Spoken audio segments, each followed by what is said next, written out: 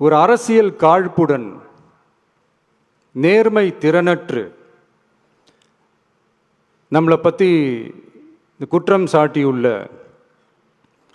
குறுகிய மனம் கொண்ட முதல்வர் அவர்களுக்கு ஒரு சில கேள்விகள். உச்சநீதிமன்றத்தில், அதாவது 13/10/2025 அன்னைக்கு உச்சநீதிமன்றத்தில் நடந்த அந்த விவாதங்களை வைத்தும் அந்தந்த உத்தரவுகளை வைத்தும் இந்த கேள்விகள்.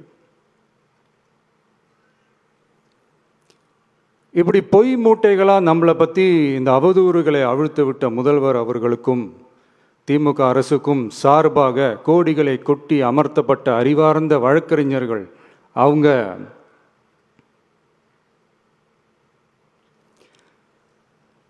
இந்த கபட நாடக திமுக அரசோட தில்லுமுல்லுகளை தாங்கி பிடிக்க இயலாமல் உச்ச நீதிமன்றத்தில் திக்கு திணறி நின்றது முதல்வர் அவர்களுக்கு மறந்துவிட்டதா?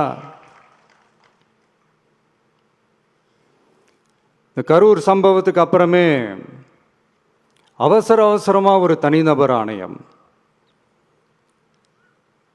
அந்த தனிநபர் ஆணையத்தை அவமதிக்கிற மாதிரி அரசு உயர் அதிகாரிகள், காவல்துறை உயர் அதிகாரிகள் எல்லாருமே நம்மளை பற்றி ஃபுல்லாக இந்த அவதூறுகள் பரப்பி ஒரு செய்தியாளர்கள் சந்திப்பு அவசரமாக. இதெல்லாம் ஏன் நடக்குது? எதுக்காக நடக்குது அப்படின்னு ஒட்டுமொத்த தமிழக மக்களும் கேள்வி கேட்க ஆரம்பித்தாங்க. இதுவும் தமிழக முதல்வர் மறந்துட்டாரா? அதுக்கப்புறம் அந்த தனிநபர் ஆணையத்தை தலையிலேயே கொட்டி வீட்டுக்கு அனுப்பிச்சிட்டாங்க. அது வேறு விஷயம்.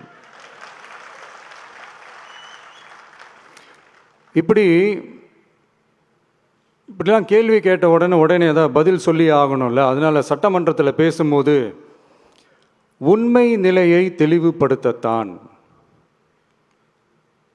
அப்படின்னு ஏதோ இந்த சட்ட ரீதியாகவும் சத்தியத்திற்காகவும் நடந்தது போல ஏதோ சாமர்த்தியமாக பேசுகிறதா நினச்சி பேசியிருக்காங்க. இப்படி ஒரு 50 வருஷமாக பொது வாழ்க்கையில் இருக்கிற ஒருத்தவங்க ஒரு முதல்வர் அவர்கள் சொன்னது எவ்வளவு பெரிய ஒரு வடிகட்டின பொய், சப்பை கட்டுன்னு நான் சொல்லலை, உச்ச நீதிமன்றம் சொல்லியிருக்கிறாங்க.